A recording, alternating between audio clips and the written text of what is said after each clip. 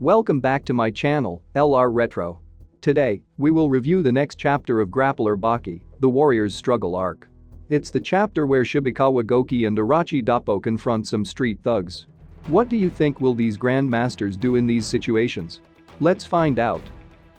But first, please know that you can buy the new Grappler Baki volume collections, Baki the Grappler Season 1 and 2 DVDs, and Bandai's Grappler Baki figurine on the link on the description below.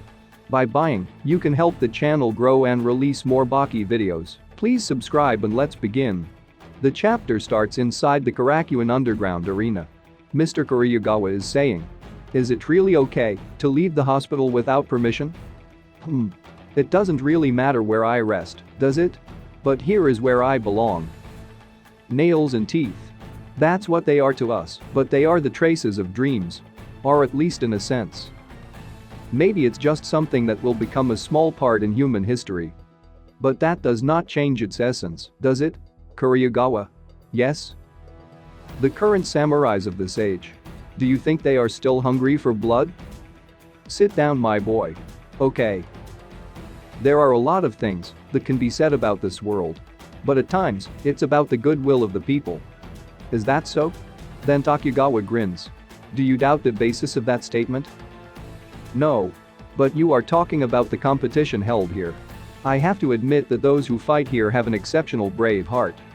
But at the same time, there are others who have them too. A lion's heart isn't only for the fighters inside this ring, is it? What makes them really exceptional is the training they go through to become so strong. And the fact that they can control their own fighting spirit the way they do. It seems you have a pretty good understanding of fighters, don't you? Mr. Kuriyagawa. Until this point, how many fights have you been in?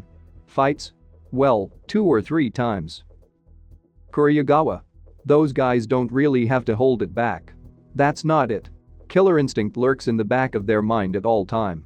It's not something that can be ignored that easy. But of course, that goes for most people who are in a leadership position. Those guys never start a fight. They never start a fight, but Kuriyagawa. These guys never miss a spark they can use. Common sense. Situations normal people would try to avoid. Even if it's just a little light. The thugs then shouted. Hey you. What did you say? These guys.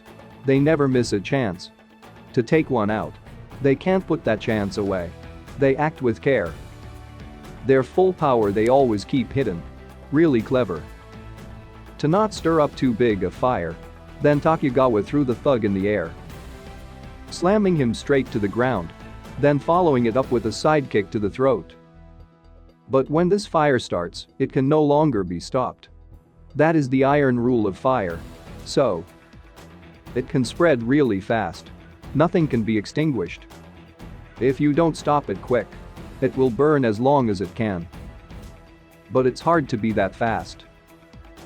Because, here in Japan, that is the rule of law for those who try to attack the ones who can embarrass you. And even the excellent police department. If they were to arrive at the scene 2 minutes after the fact, they would have seen no one because they would have long since fled the scene. That's how it is, no matter who joins. No matter what they do. This is a story that isn't uncommon. Now I get it. Shibukawa then thinks. Eventually, I'll get caught. It's almost too easy to get into these kind of situations. We now move on to a certain yakitori stand. A customer is saying. What? You're telling me you're a master, old man?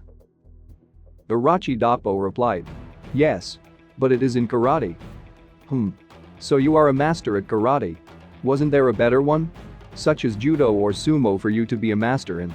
I have no link to sumo or judo. It sounds like you don't take them too serious, old man. Must be nice to be that old, huh? It's not that I look down on them, it's just that I don't like them. Plus, it's better to stick to the basics of your own style as you become the strong. Ha, you sound just like a real master. Not normal at all. So, when you become a master, you also fight other species, right? Like cows and stuff. Of course. I didn't really fight a cow though. The animal I fought was a tiger. Then both of the guys laughed out loud. They continued. You really fought and took down a tiger, huh, old man? Well then, tell me. You must be really strong in a real fight. Thanks to my fights, they now call me the god of destruction. It seems that you are pretty confident in your abilities. We are pretty good in a fight as well. Wanna fight with me? The other guy then interrupted. You should stop. What did you say, Baldy?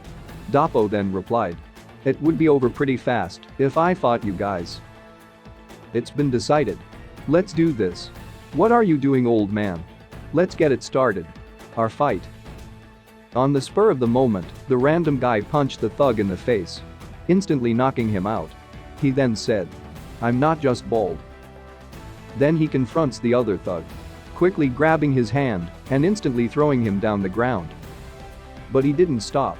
He followed it up with a devastating stomp to the shoulder. Orochi Doppo then confronted him, saying, You are really a bad guy, aren't you? Those two weren't on a level where they could handle those kind of things. To hold back would be to shame them as well. You attack with all you have, no matter the level of skill your opponent has. That is a true fight. Mr. Orochi Doppo. And who are you? Shinmika Satsuryu style, Funaire. So, that is how it is. That's why you were able to recognize me. We should get started. Then Ray winds up, readying for a strong kick. It's pretty dangerous, isn't it? To fight with those who have been blessed with true fighting abilities. And if such a grand thing should occur, it's not something you should take lightly or forget easily. But it's pretty dangerous, isn't it? This strike is called Jinchu. It's said that with this punch, your brain shuts down from the sudden impact of pain it receives from your jaw, which has an extreme amount of nerves attached to it. In a real fight, it's always best to end things quick. I won't take his life just over this little incident. But these kind of situations sure do seem to find me easily. What do you think of this chapter? Do you think Orochi Doppo would stand a chance against the current state of Hanmabaki? Comment down your opinion below. Special thanks to Stranger Dragons Prevail, Francois, The Real Zurvan, A Patreon of the Uts, Jacket, Johnny Might, JJF, OK, Vega Punk, Isam Harris, Awesome Swayable, Trond Becker, Will, Thomas West, Casey, Dead Fox 0606, John Vinovich, Ahmed Zoyer, Joshua Ash, Aiden, Mars Kane, Claudio Aguilera, Francisco Carrillo, Jaden Robinson, Carlos Rios, Reiner Braun, Tarek Abujaber, and Brennan. We really appreciate your help. If you want to support my channel, please subscribe to my Patreon, LR Xian. I will put a link in the description below. Our next video will be about the demonic anatomy of the strongest being alive. Stay tuned.